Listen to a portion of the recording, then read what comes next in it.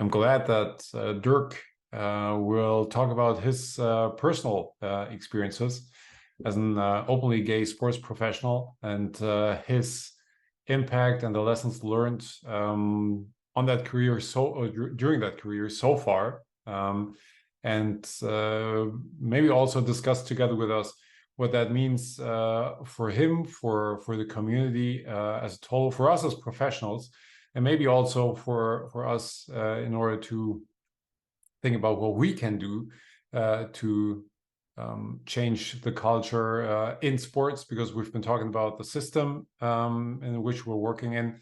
We've been talking about women in sports. And unfortunately, I think it's very unfortunate that in 2023, we still have to talk about such things. But I believe, unfortunately, that we will even discuss that also, at least in 2024. We'll see how it goes in 2025 and afterwards.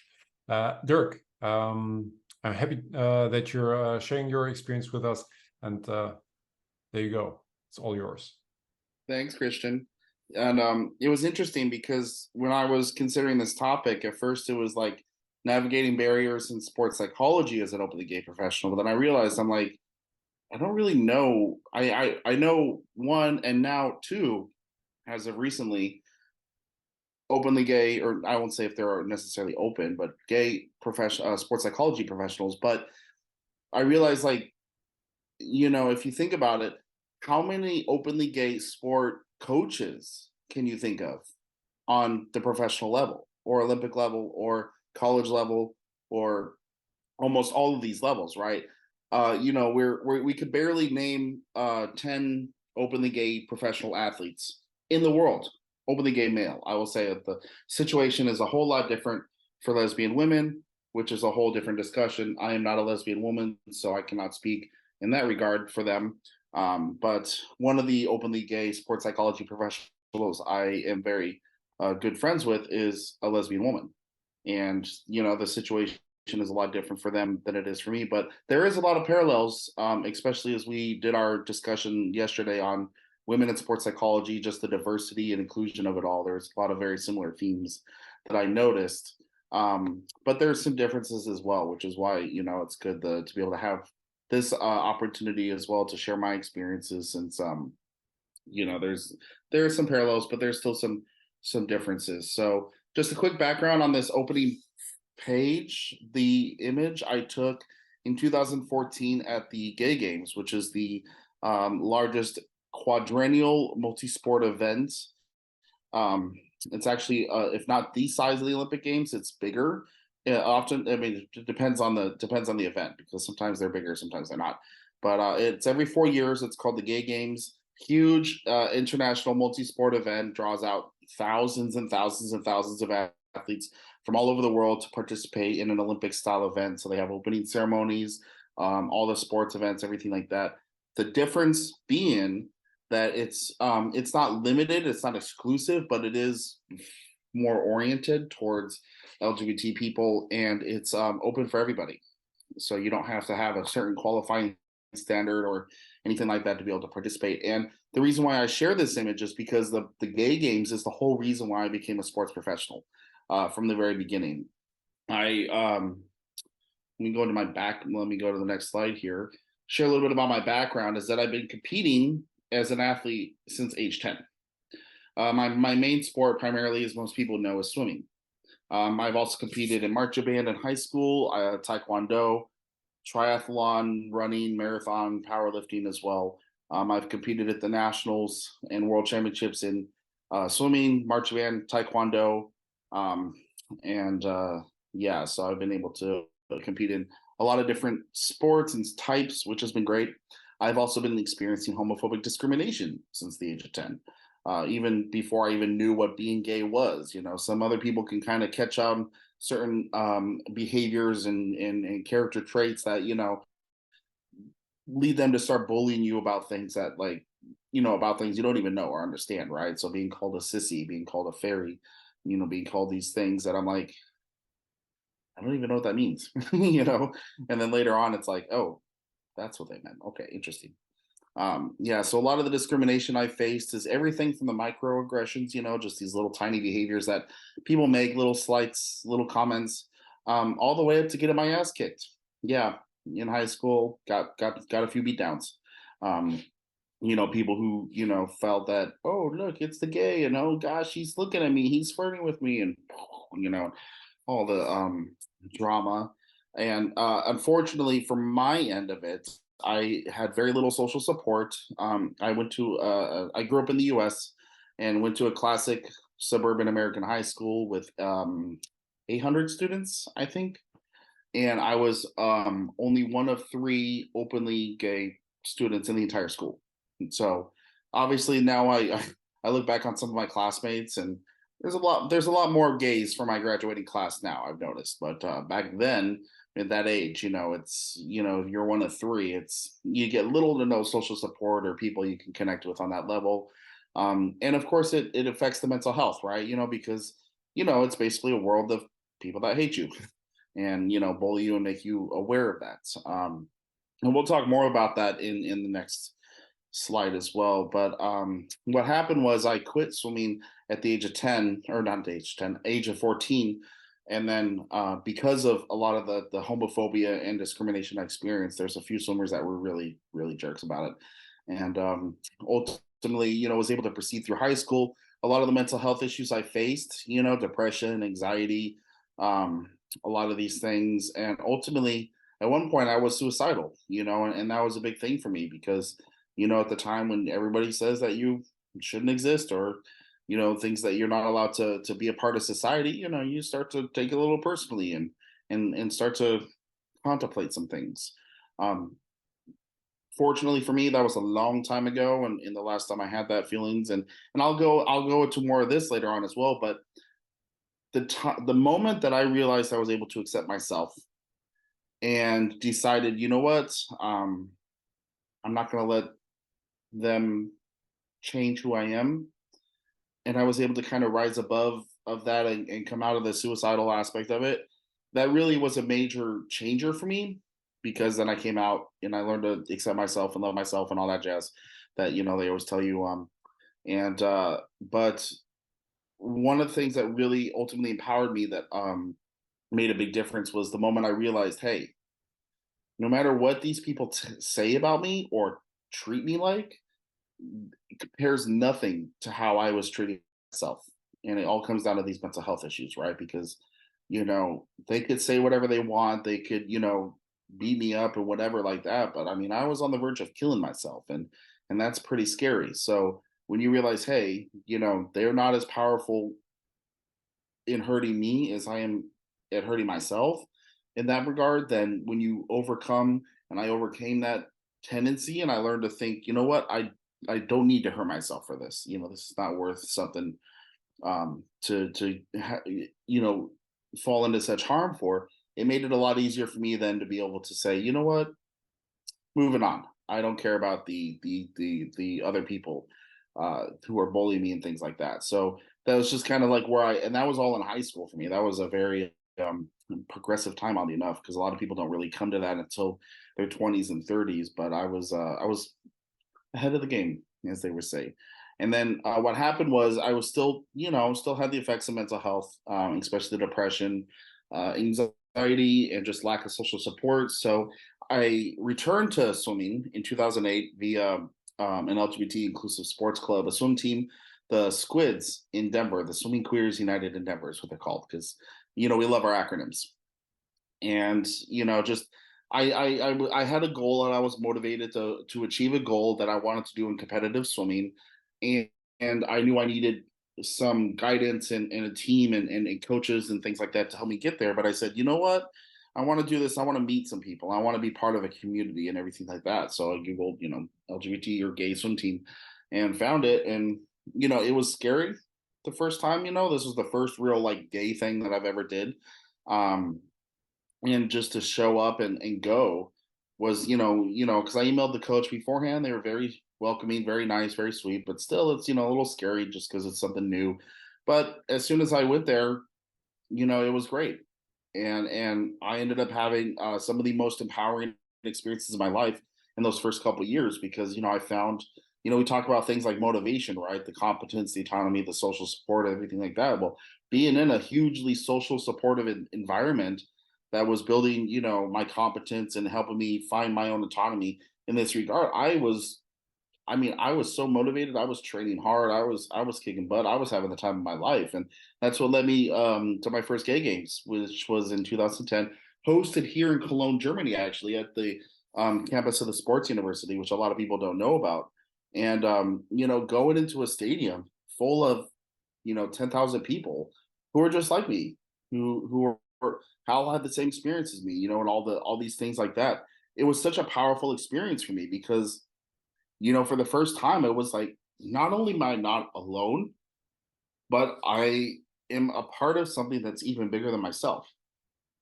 And it's something that, to be frank, a lot of straight athletes don't experience.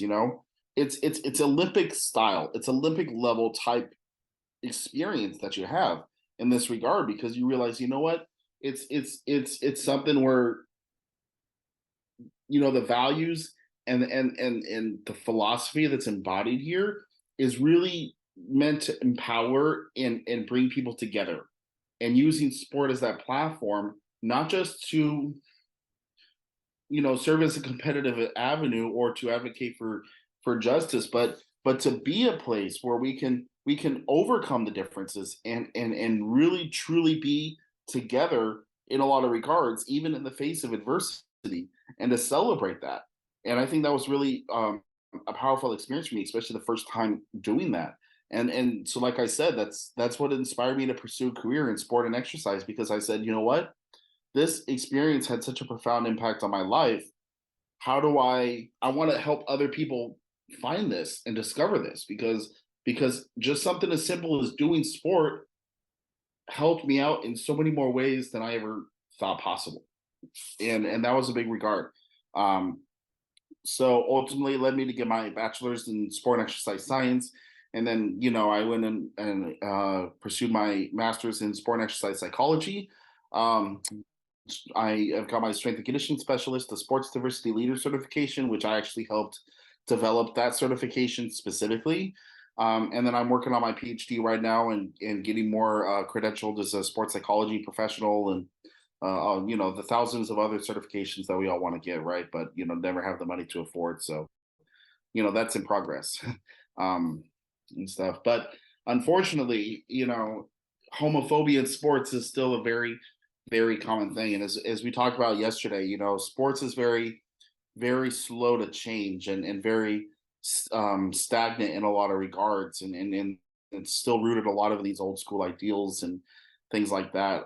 I always kind of, as an easy thing, I always kind of say, like, sports like 20-30 years behind the rest of society when it comes to like social progress and stuff like that. So it's getting better, but it's still very slow. And unfortunately, after the not just as an athlete, but as a coach, as a sports psychology professional, as a teacher, instructor, everything under the gun that I've done, I've experienced a lot of homophobia in sport, which is why I say, I can't really limit this to just sports psychology, because it's something that, I've experienced in a lot of way, in a lot of the hats that I wear working in sport as well. And unfortunately, and there's still a lot of, now there's actually some scientific research coming out about it, which is great. But you'll see a lot of statistics saying that, the sport as a whole is very hostile towards the LGBT community. And, in some places it's a little better, but a lot of places it's still pretty bad. And unfortunately, you pretty much ask anybody under that acronym who's in sport, and ask them, hey, have you ever experienced discrimination? They will all say yes. So it's interesting. I see these, scientific studies coming out that, actually offer specific statistics and things like that, which I'm like, great, more science, yes. But at the same time, I'm like, no shit, been there, done that, whatever. And unfortunately, it has nothing to do with job performance, has nothing to do with your qualifications, professional behavior, nothing. You could be the top shit, you could be the best person for the job, everything. And they say, oh, interesting.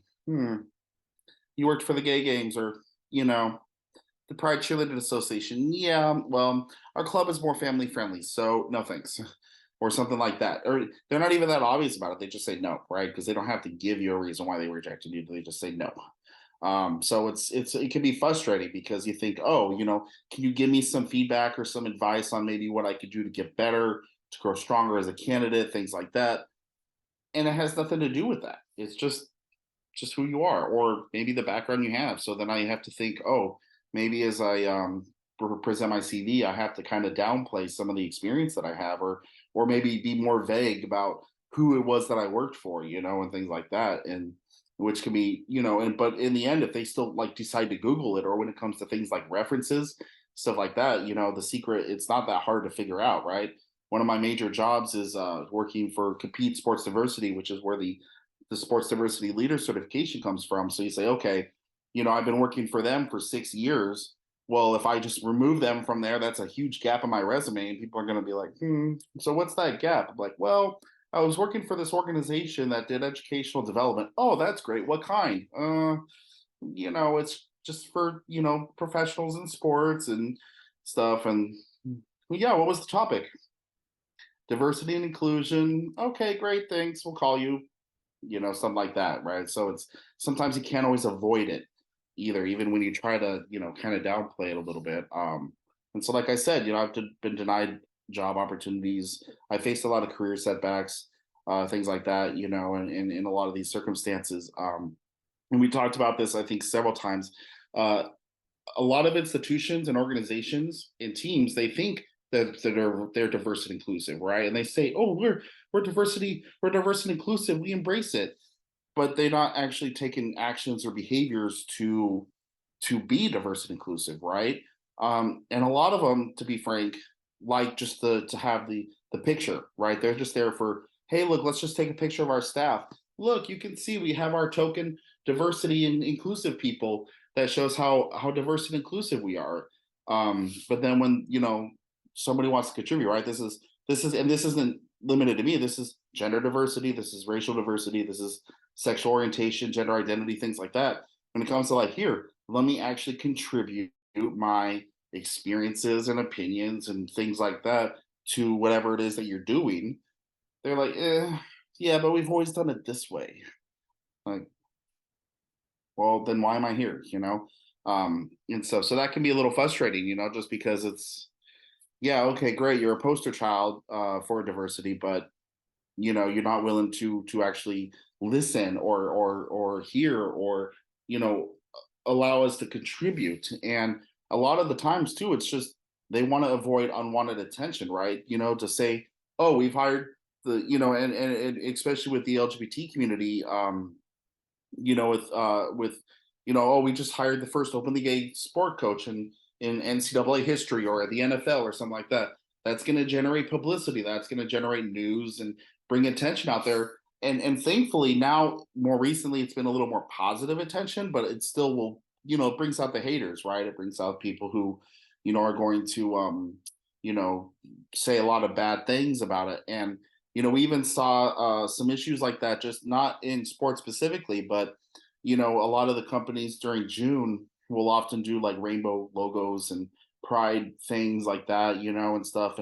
And this last summer, we saw a lot of pushback from more, conservative groups that are anti-LGBT. They push back against these companies, and then all of a sudden the company retreats and decides, okay, we're just gonna pretend like the logo wasn't rainbow, and we're just gonna go back to what we were, and just kind of, so they're not prepared to deal. It's great that you want the diversity, but kind of like what we were talking about yesterday in the women's discussion panel, was that it's important for allyship as well, just to be able to say, hey, when some of this, maybe bad stuff starts to happen, how much are you willing to defend, the people that you say you're supporting, right? So if you want to be, again, if you want to be diverse and inclusive, well, when it comes to things like, I think it was Jodine who said, when you're not in the room, are they willing to, what are they willing to say about you? What are they willing to defend, you and things like that? And just frankly, a lot of institutions just aren't. So rather than letting themselves take that chance. They just avoid it altogether. And that's why it's been such a slow progress to be able to say, why don't we have more LGBT coaches? Why don't we have more um, uh, openly gay athletes and things like that, in the field? Because it's just sometimes they just don't want to deal with it, and sometimes it does bring them in the baggage, not anything related to who the athlete is or the coach is as a person, but just simply because, oh, here's the implications of it, right? I was working with the swim team back in Denver, and I had parents who straight up, it was a kids swim team, right? Anywhere from ages like I think 7 all the way up to 18, and I had parents straight up just be like pull their kids off the team because they didn't want them to work with a gay coach, or they go to the board and say, hey, can I actually have my kid go work with that coach instead, which is the straight one. Or they'll come and openly criticize me and undermine me. I've had a few conversations on deck of just parents coming along and question anything that I say or do. It doesn't have anything to do with whether it's right or not, but they just wanting to find a way to, I don't know, get under my skin or to knock me down a few notches, just to say, hey, we don't like this person. And I remember I even had one parent who straight up came up to me, and I when especially with kids, like I'm not going in and saying, hey everybody, I'm gay, but again, it's like sometimes like just the active behaviors, things like that. And the kids, like I don't go out of my way to say it, but I don't hide it either. And sometimes I'll wear shirts with a rainbow flag, or one time, some kids came up to me before same-sex marriage was legalized, 11, 12-year-old, 13-year-old kids. I mean, they, you can, that's where you have to start kind of establishing a real coach athlete relationship with them in general, just because, they are very active and they're very social, and they ask a lot of questions. And I do love working with kids that age, because it's like right around the time that they start getting some sass in them. So you can start sassing them and they sass you back. And, it's actually kind of fun. But sometimes, like, they come up and say, hey, oh, do you have a girlfriend? No, I don't have a girlfriend. Do you have a wife? No, I don't have a wife. Well, are you ever gonna plan on getting married? And I'm like, I would like to. Great. No. Well, why can't you get married? Oh, because it's illegal. I'm like, oh, why is it illegal? Because I don't want a wife. I want a husband. And, stuff like that. So again, it's kind of sometimes those conversations where no matter how much you try to downplay it, it kind of works its way out sometimes. So the kids, I mean, the kids are great. The kids are like, oh, okay, they don't really need a lot of explanation for this. They just, oh, because I love this person instead of that person, but of course it gets back to the parents, and the parents are, oh, I can't believe you're blah, blah, influencing my childhood, blah, blah, blah, and they get all dramatic about it. So of course they go to, the management and the institution, who then are like, yeah, we don't want to deal with this. So you're fired. And with this one particular swim team, actually, so what happened was I got a job working on the swim team because I knew the head coach from my bachelor's degree. And, the head coach, he had the opportunity to hire an assistant coach. And so he knew I was openly gay. So he wanted me to, and he was like, he didn't care about that, but he was like, oh, you're an awesome, coach. So come in and coach with us. So I did. And, he and we got along great. And I had his support in these kind of situations. Unfortunately, I didn't have the support of the rest of the team, or as far as like the management and the board and things like that goes. And when they also kind of started to realize, hey, this guy is not entirely straight, some of them started having issues as well. And so what happened is then, they kind of start to micro, I don't want to say it's not micromanage, but they kind of like, they start to look at you with a finer lens. And, they say, oh, well, I don't like this guy just because he's gay. So how can I get rid of him? Because they can't come up and say, oh, you're gay, I'm going to get rid of you, because there is anti-discrimination ordinances. But in the US, at least, I mean, in Germany, it's harder to just drop somebody just because you don't like them as an employee. They actually have to like do something wrong. But in the US, they don't give a shit, right? So Colorado, for example, is what they call an at-will state, which means that they could just fire you for no reason whatsoever. You just show up and they're like, "You're fired." You say why? And like, well, we just don't want you, and you're gone, So there's really no protections in that regard, and for them, if they were to say, "Oh, we fired you because you're gay," then that opens them up for liability because I can go then and sue them for discrimination. But as long as they don't say that part, they, I've got no case, right? So it's easy for them to be able to just drop me for no whatever reason. And so a lot of times, like I am forced to hide who I am just to simply maintain my job, or I mean, even the first few months after I came here to Germany and I started doing my master degree in the SPOHO, I didn't know who I was working with, and I knew Cologne was a more progressive city, but you know, sports university, again sports, I didn't know anybody, so I was a lot more reserved personality wise, and just in general, like less willing to share and open up with people because I don't know who any of these people are, and I don't know how they're going to respond, and is this a place where I can be myself, or is this a place where I really have to hide who I am? Um, and like I said, a lot of times I'm expected to maintain a standard of behavior higher than the others because my performance is more under scrutiny just because sometimes they're looking for a reason to get rid of me. And so even a minor mistake where, a lot of people, they make a minor mistake and they just get a slap on the wrist or whatever, and nobody cares or even remembers it. Suddenly that's grounds to get rid of me. And it's happened so often that it's negatively affected my mental health. I've got some severe anxiety issues even today, where even though my situation is improved by a lot, it still sometimes affects me. Where I think, oh crap, I forgot this meeting. Oh crap, it's oh crap, and just these minor mistakes that I make, can cause issues with anxiety. Just even if they're unfounded and it's irrational, um, and stuff. So unfortunately, it's still something that I have to deal with, just because even though my mental health has improved a lot in that regard, it's never going to go away.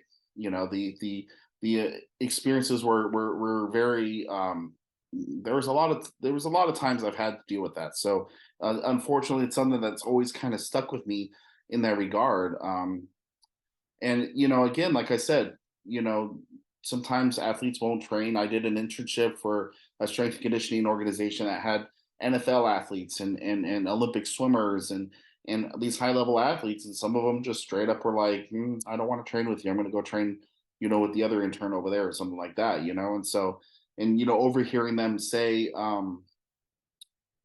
like comments in the locker room, right? I go to the locker room just to use the bathroom or whatever, and you overhear them saying, oh, well, be careful of that one guy, he might try and do something to you. And it's like, honey, you're not that attractive, I don't want anything to do with you, but don't think too highly of yourself here, okay? But sometimes that kind of attitude still persists, and when they talk about like locker room talk, sometimes that's what happens. And I overheard it once, right? I just happened to be in there where they didn't realize that I overheard it, but there's a lot of times where that's happened where I haven't been there, and stuff. So it's hard to know exactly what people are really saying or maybe what they really feel. Um, a lot of times, because sometimes they got no choice but to work with me if they want to train at all that day. But it's, maybe they won't put in their best effort, or maybe it's hard to establish a real coach athlete relationship type thing like that just because they just don't like you. And like I said, homophobic language is used directly and indirectly. I've been straight up called a fag, I've been called a fairy, I've been called literally every gay derogatory term you've ever heard, I've been called it. And stuff, but that's obviously also used indirectly, right? It's like um it's just at this point it's kind of something that I've had to learn to get used to, even if it's not something I really like. So, and like I said, the effects of it impacts mental health. So I mean, I would say there's negative effects, then there's half and half, and then there's positive effects. Because surprisingly, you got to learn how to turn things into a positive. But like I said, the negative effects, it impacts mental health. So I talk about anxiety, depression, negative self-talk is a big one. Suicidal thoughts, which I have not experienced since, a long, long, long time, but I'm not the only person who's also gone through this as well. And I know a lot of people who, even today, very capable, very awesome sports professionals that on the surface you see them and you see them work and they are awesome and amazing and perfect, and you have no idea what's going on in their head right now, where they're thinking, okay, this will be my last day because I can't do this anymore, and stuff. But you see them on the surface, they look and act perfectly fine, but it's just one of those things. That's still there. It maximizes my imposter syndrome. I mean, facing all these rejections, even when you get no feedback, like I would rather get a rejection that says, hey, the reason why we went with the other candidate is because the presentation you gave us really sucked, and maybe here's some ideas of how you can improve it, or for next time, or maybe you should get this certification. I would rather get that kind of feedback rather than just no, because at least then I know, okay, well, this helps me improve and grow.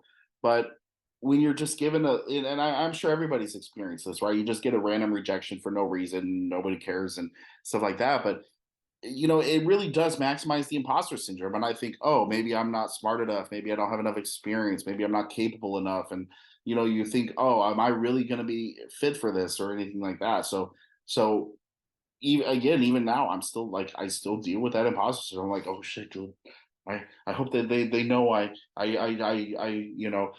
hope everybody likes me and knows that, doesn't know I'm just full of crap, and stuff like that. And it has nothing to do with who I am actually, but it's just my own, it's that inner self-talk, right? Which really can affect you. And like I said, it slowed or stalled my career, where I see professionals that I graduated my bachelor's degree with that are way ahead of me, trying to do a lot of the same things, that maybe don't have the certifications or the education that I've gone and gotten, but they have jobs and things like that that have gone them way further than I had, and stuff. So that can be discouraging sometimes. And like I said, there's been more than a few times I've wanted to quit, and I very few people to turn to social support. I have a great support system in a lot of ways, but sometimes with issues that are specific like this, like I said, there's only one, maybe two people I can really connect to, that really I can talk to about some of this stuff that I've also gone through it.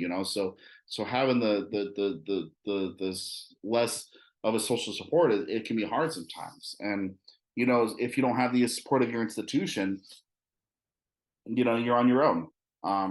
So maybe some of the half and half things is that I do tend to, we do have a tendency to want to go and overqualify for things or overachieve for things, like, do I really need a PhD to work as a coach or whatever? No, I don't. But while I'm here, I might as well go for it, right? And I mean, that's not my only motivation to do a PhD, but it's also like, okay, well, if I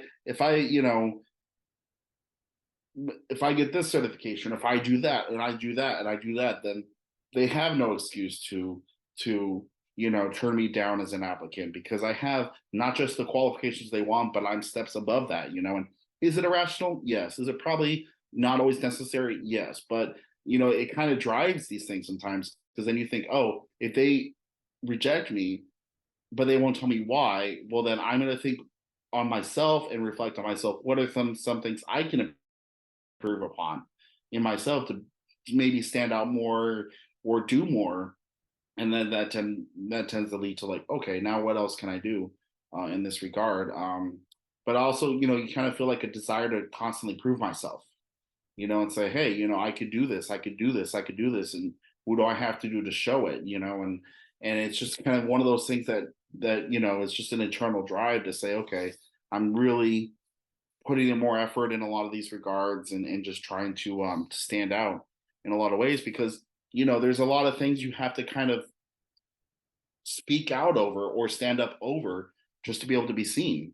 And of course, we talked about this yesterday as well, but just doing a lot of unpaid volunteer work.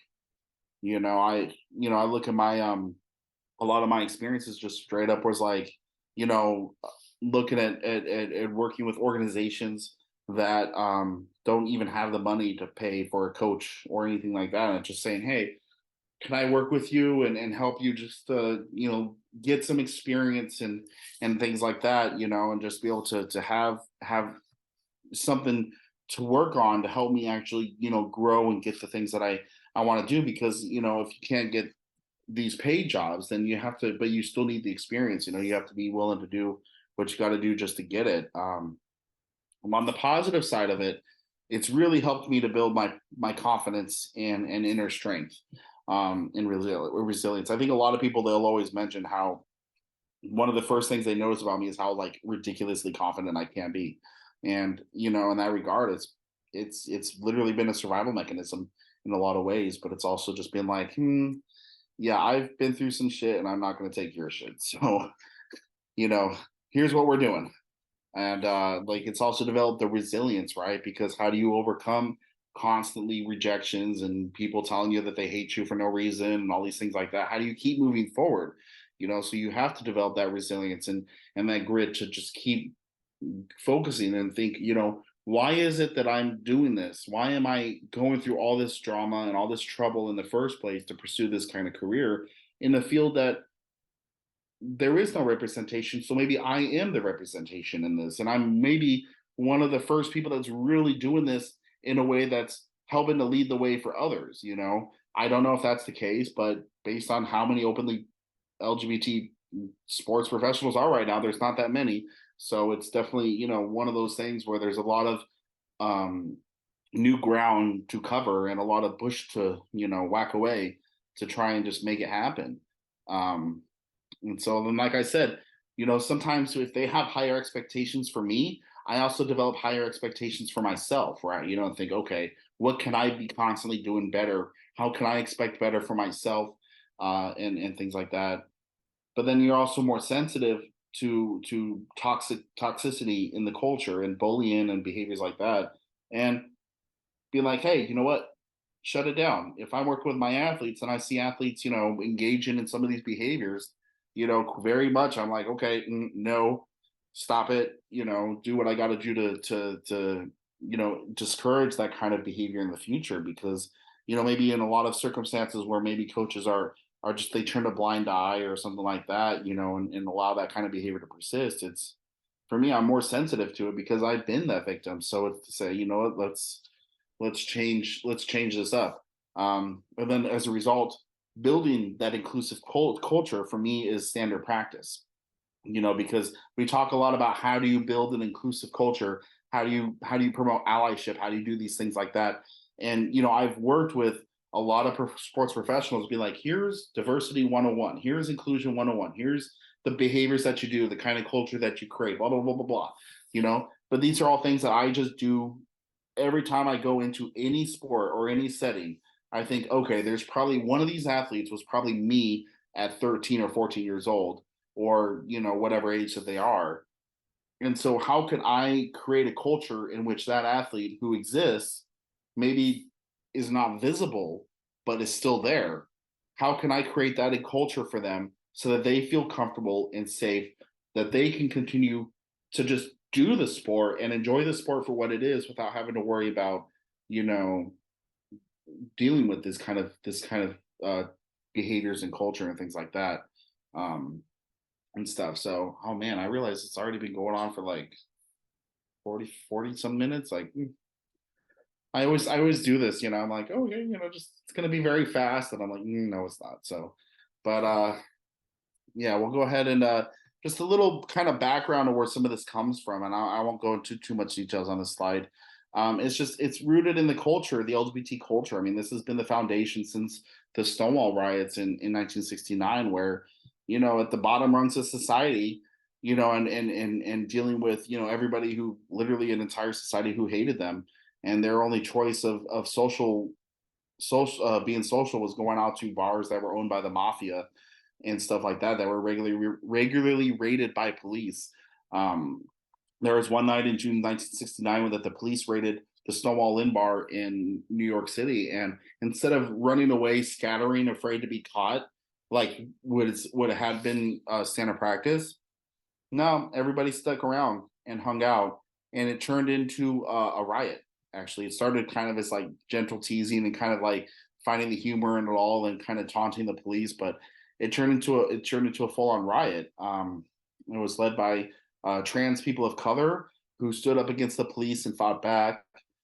Ended up lasting over several days, and people who had long been bullied and dehumanized and rejected by society were straight up just like, not anymore. We're standing up against that. And that's how Pride started. So when you look at, these Pride festivals, Christopher Street Day, things like that, this is where it started from, and it's the reason why, especially it's very ostentatious in a lot of ways, is because it's our way of being able to speak up against voices that are trying to drown us out. So we have to be loud and we have to be over the top, and we don't have to be. I mean, we generally are, and I'll get into that in a minute. But it's just one of those ways where it's the reason why it exists is just to remind people, hey, there's a lot of people who don't like us. Well, guess what? We're here anyway, and we like ourselves. So, we're not going to let ourselves go. And they always say, go back into the closet, right? I did not spend all that time in the closet just to come out with poor fashion sense, So just kind of my favorite joke about that. I want to play this scene really quick. This is from the movie, a movie about the Stonewall riots that represents kind of where this attitude came from.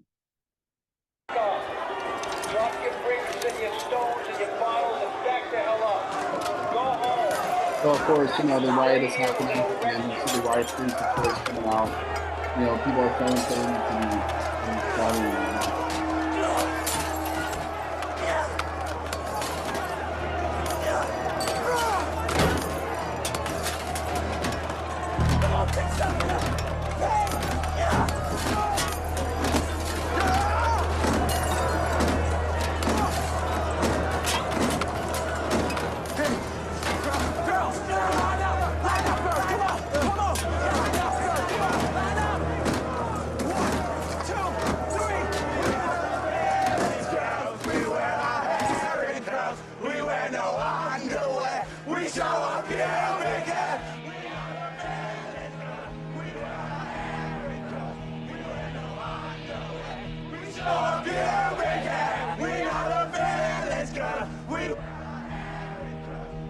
I cannot believe what I'm looking at right now.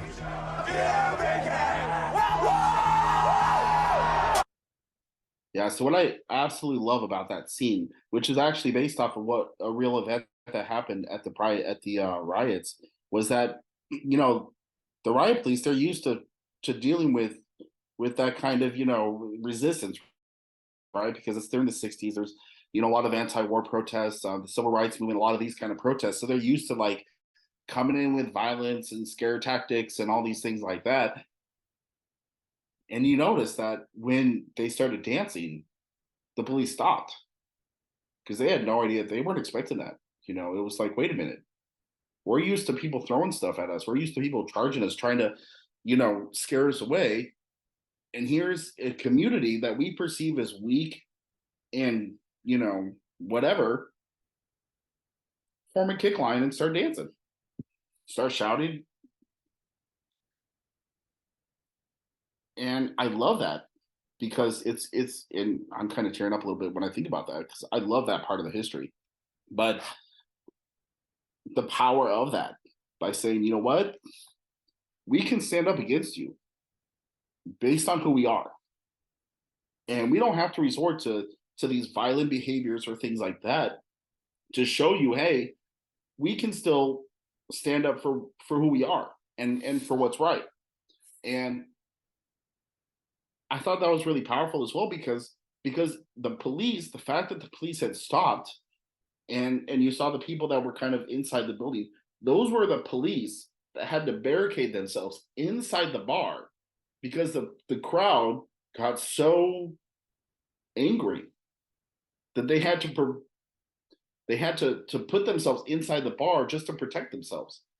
And bring in the riot police, and those are the ones, who come and say, we're going to try and take you down. And the reason why the riots persisted is because of things like that they distracted police. They were able to use the environment around them to continue taunting and taking up these acts to show, hey, we're going to be who we are, and we're going to stand up against this. And I take a lot of inspiration from that. That's a major component of who I am as not just a person, but when I look at a lot of these roles that I've taken on as a sports professional, because that's the confidence and the strength when you have nothing and you're facing a literal army of people who want to, stop you. To come up and do that is ridiculous, and it's something that's so powerful in its own just message to say, you know what, even in the face of total destruction, you know what, be yourself and stand up for it. So like I said, the development of my philosophy through Pride. I mean, every inspirational sports movie, and a lot of people will always tell you, be yourself, right? You got to be yourself. I mean, Cool Runnings, they learn how to bobsled Jamaican, and in every other sports movie, it's always about being yourself, right? But sadly, like I mentioned earlier, in discriminatory environments, you cannot be yourself because it can hinder your success. So to succeed, you have to be more than yourself, because you have to rise above the prejudice and the discrimination. And that's the whole message of this, is to be able to, you can't just be yourself. That's just not enough. You have to be more. And, they always ask you, every recruiter, every, person hiring for a job that has 1,000 resumes on their desk, or, whatever, they always say, well, what makes you stand out? Right. And that's the big thing is being gay isn't enough to stand out. I mean, it's not a qualification. I mean, I'm not saying, oh, hire me because I'm gay. I mean, maybe depending on the job, it could be, but in sports is not, definitely not. And so how do I continue to be myself and stand out above the rest? And I take a lot of those things that people see as a weakness, and I turn it into a strength. And that's why I use that video of the kick line at the Stonewall riots, because they took what people saw as a weakness and they used it as a strength to stand up against a whole institution that's miles stronger than them, and they stood out. And so to do that, I've had to find sources of inspiration that I can identify with. Everybody's got the usual, oh, great, sports story of the century of this athlete that accomplished that, or that team that did that, whatever. Okay, great. But what are some things that stand out that I identify with that inspire me, and inspire me to find my strengths and to be more than myself and to stand out above the rest? That's the key, and for somebody like me, when compared to sports, a lot of those sources are unexpected and non-traditional, but they embody a lot of the same values, and these are things that the inspiration I find face a lot of the same issues that are relatable to anybody else in the field, and they also offer opportunities to learn. So, like for me, a lot of the basics I've learned about performance and performance psychology and what we would call sports psychology came from drag queens, which is not something you think of when you think about sport, But if you watch any season of RuPaul's Drag Race, and you think about, okay, let's look at this from a sports psychology point of view, you will find a lot of the same things going through. I did a podcast, Movie House Sports Psychology, with Jason Von Steets, who's the next speaker, and we always talk about, like, we've done we did our first episode on the movie Too Long Fu, Thanks for Everything, Julie Newmar, which is a movie about 3 drag queens, and we analyzed it from a sports psychology point of view, and our episode lasted for 2.5 hours because we got into a deep discussion on sports psychology in drag, and it was fantastic. And stuff. So in that regard, I've learned you can't just be yourself, you have to be fabulous. And anybody in the LGBT community will tell you about fabulousness. And of course, it starts with embracing who you are, right? Because the moment that I embraced who I was and I learned how to love myself, then it became a point where anybody else who tried to bully me or talk me down, I was like, I don't care, because I could harm myself more than you could harm me. But I love myself and I embrace who I am. So I don't give a shit about you, And that comes down to the practice practice self-preservation, because when it comes to negativity, right? And I take this from Marsha P. Johnson, who was a very famous figure at the Stonewall riots. And people would ask her, what does the P stand for? She says, pay it no mind. So you take all that negative crap and you pay it no mind. But when you get positive people in your life, you embrace that, because those positive people want to help you grow and succeed in their own way. So you embrace the positivity and you create those opportunities. So for me in my career, if you look on my LinkedIn profile, you'll see I have a lot of work with the Pride Cheerleading Association, because that was an opportunity that I created by saying, you know what do I have? Here's what I want. But the way that I was hoping to get there is not working out. So how can I get there? Starting with, what do I have? And what I had was some very strong connections to some adult level cheerleaders back in the US who raised money for charity to support using cheerleading. And if you notice now, I always do a lot of this work with my video camera. I go walk around and film some cheerleaders, because they were some of the first people that really helped me to create an opportunity to do these things, to get a lot of this experience and put myself out there in ways that I really needed to, when I was really having a hard time finding it elsewhere. And first impressions count, of course, but so do last impressions. So I always tell my athletes, you make a grand entrance and you leave with a big finish. And we saw a great example of the grand entrance yesterday with or was it yesterday or was it today? No, it was yesterday with Sylvain Laborde, when he used the example of the New Zealand team doing the haka, right? That's a grand entrance. And then you leave with a big finish. You leave something for people to remember you by, so that when you're gone and they think, so how was that? And you think, well, let me tell you about this one person that, blah, blah, blah, blah. You give them a big finish. And I've learned that the respect that you have for others is in direct proportion to the amount of respect that you have for yourself.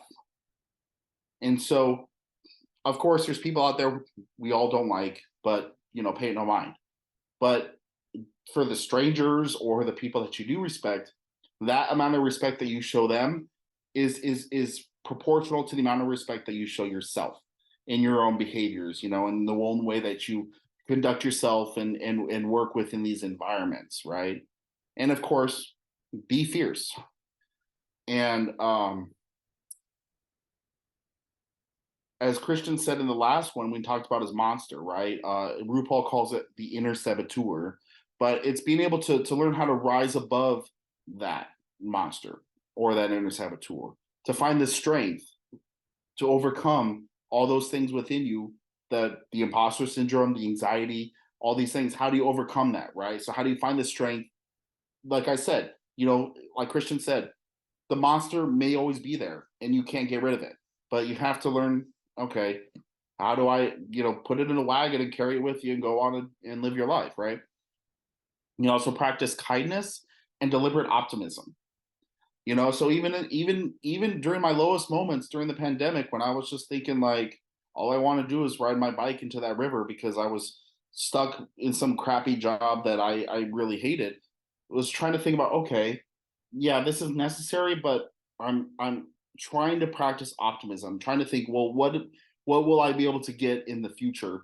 Why am I having to deal with this now to be able to move forward, right?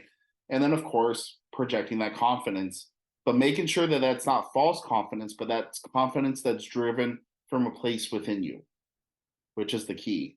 And of course, I always like to use my my handy tool here that I love doing this, especially with unexpected athletes. You just clack the fan. So be fierce, right? All right, one more slide. Great example of this. I purposely did not participate in Christian's moment yesterday about the tools that you're kind of common go to, because here's my common go to, and I love this tool.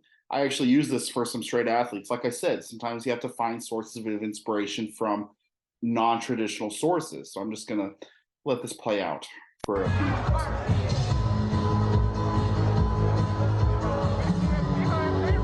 By the way, this is filmed in 2001 on an SD camera, so it's really just bad quality video.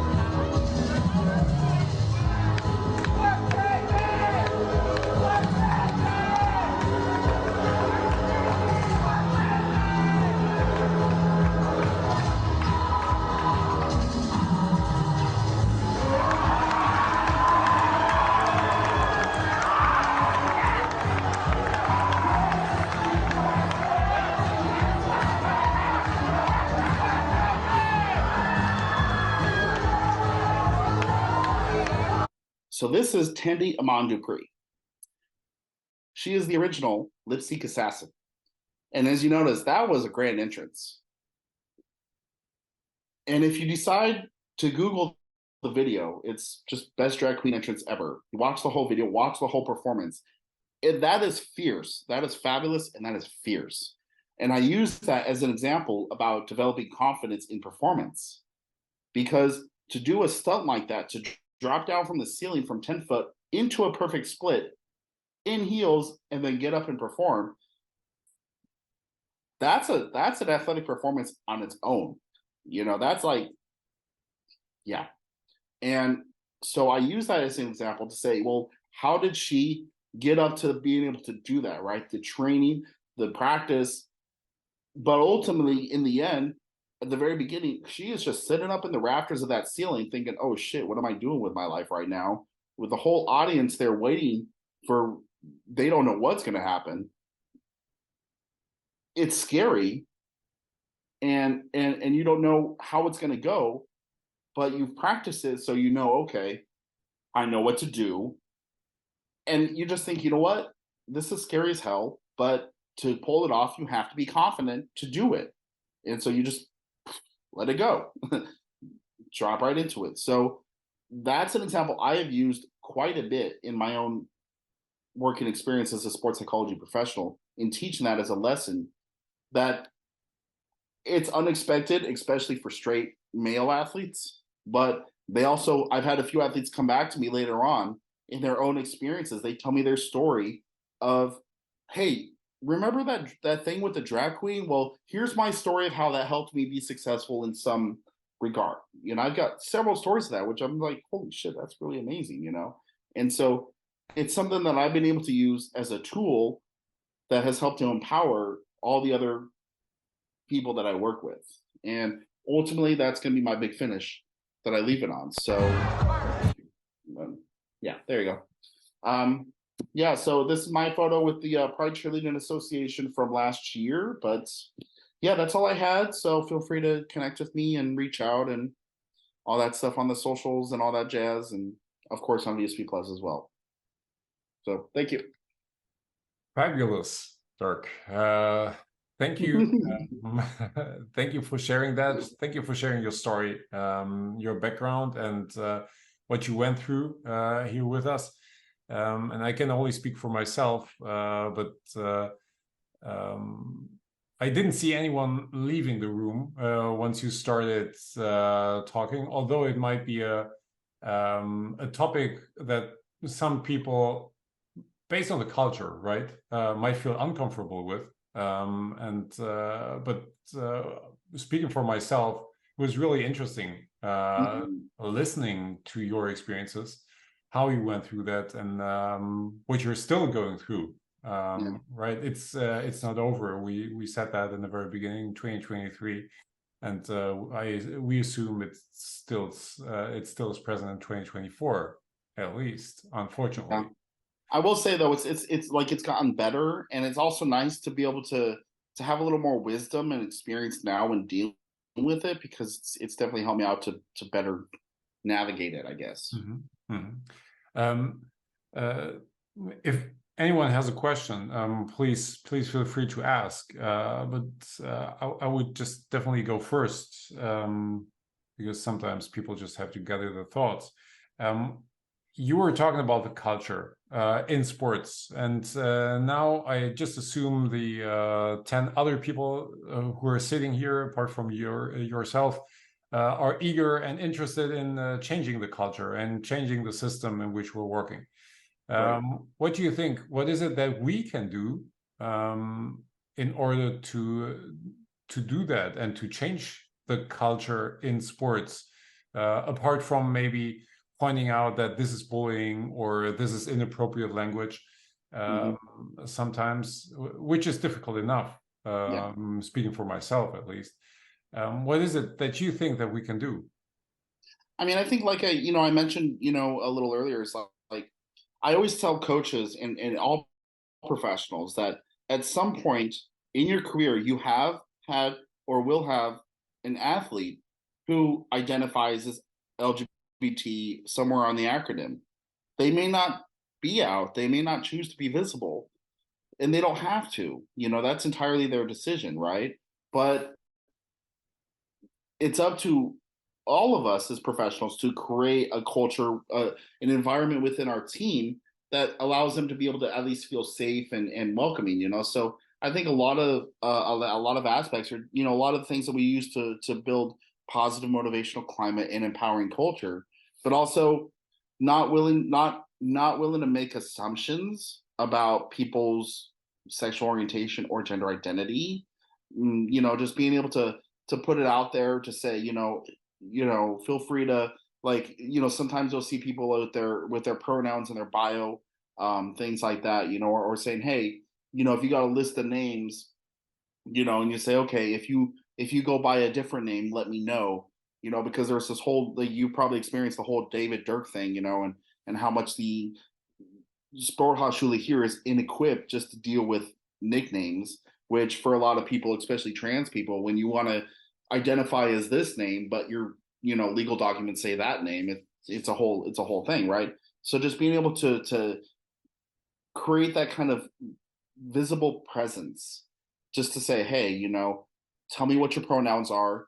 If you go by a different name, please let me know, things like that.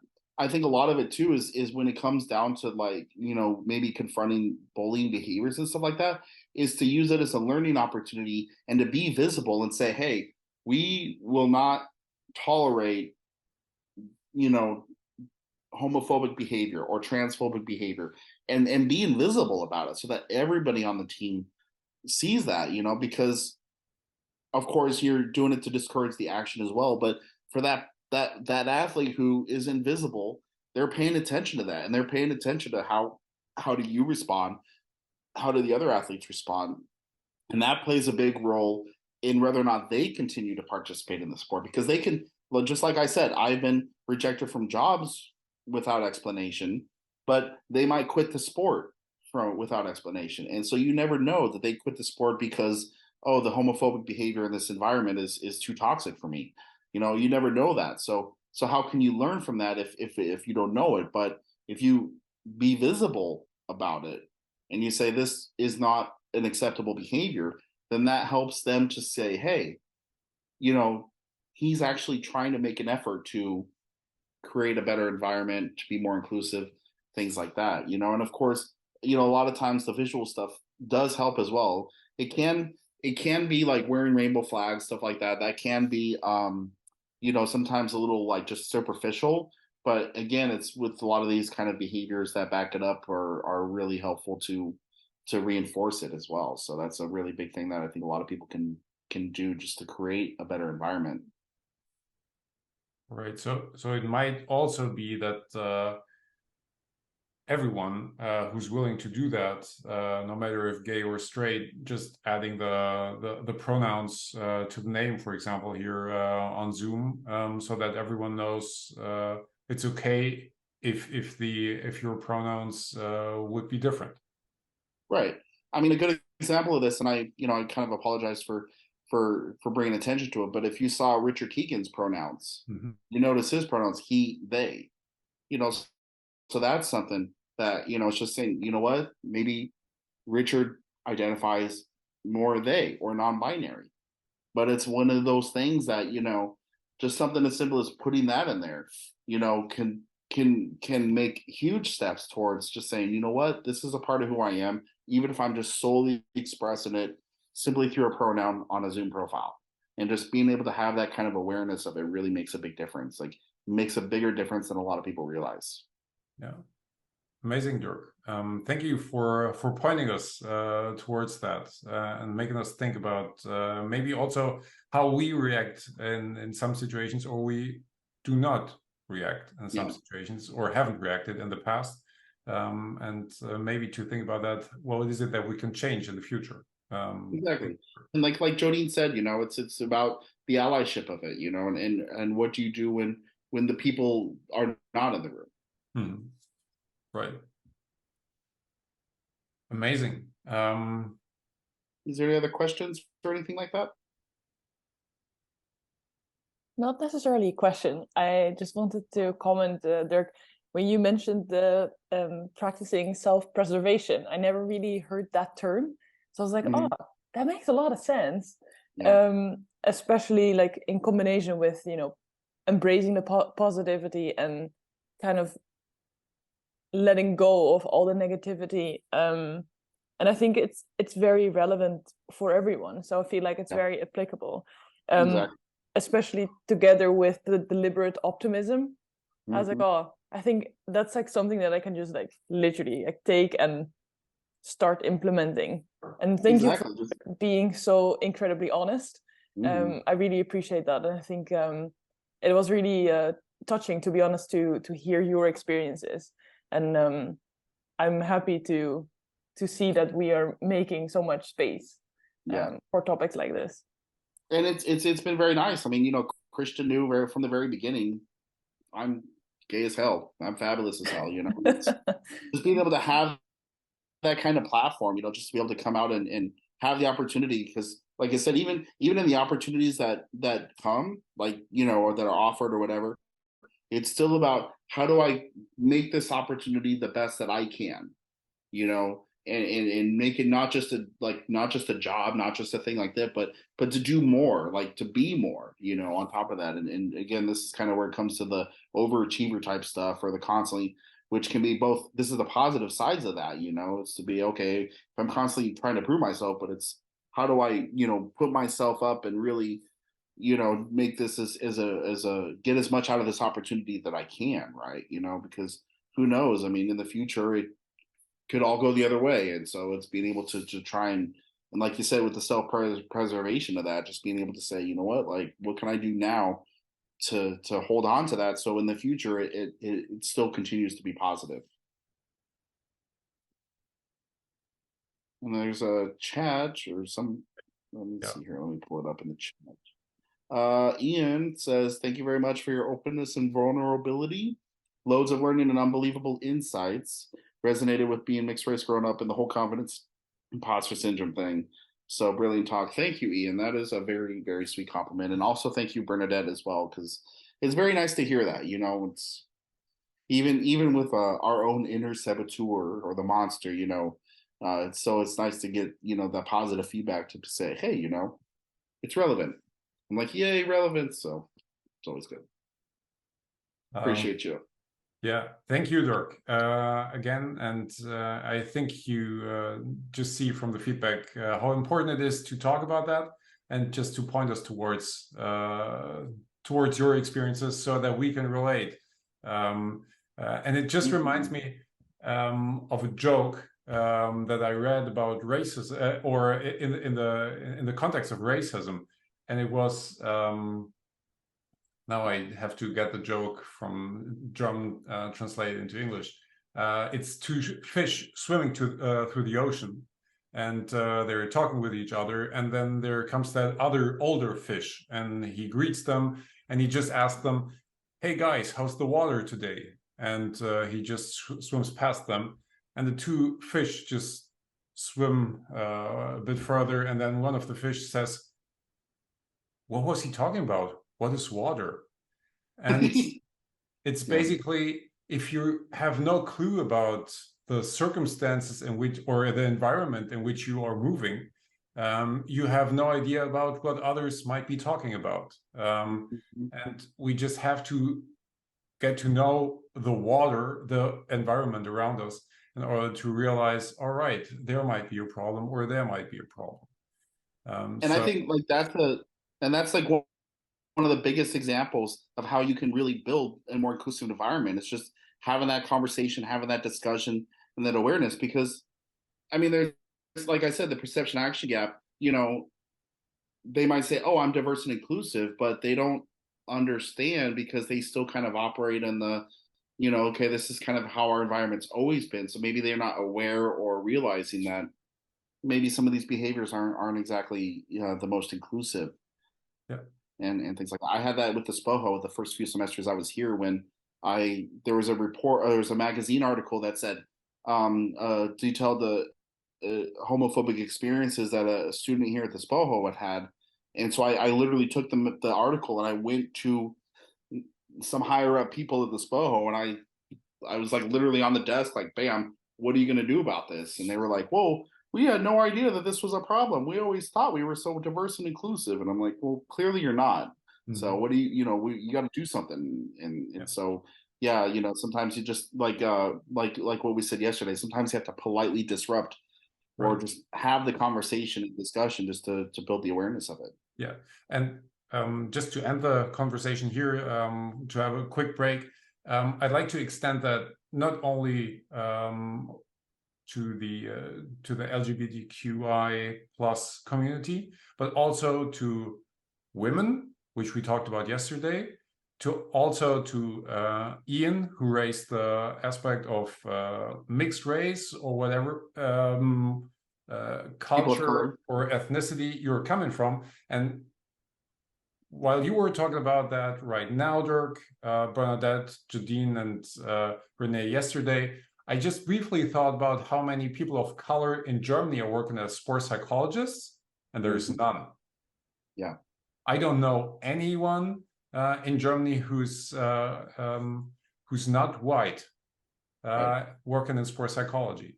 And so I think it's really an important aspect to think about that, and to see how we can maybe create that inclusive culture also from our end.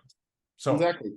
And I mean, that's the thing, is that a lot of these lessons, they apply to all these different aspects of discrimination, or not discrimination, diversity. So, you know, it's like you said, just having that awareness of, oh, wait, there isn't very many people of color in the field. So how do we fix that? So I'm very happy that, you know, it's been able to encourage that kind of thinking and discussion. Yeah.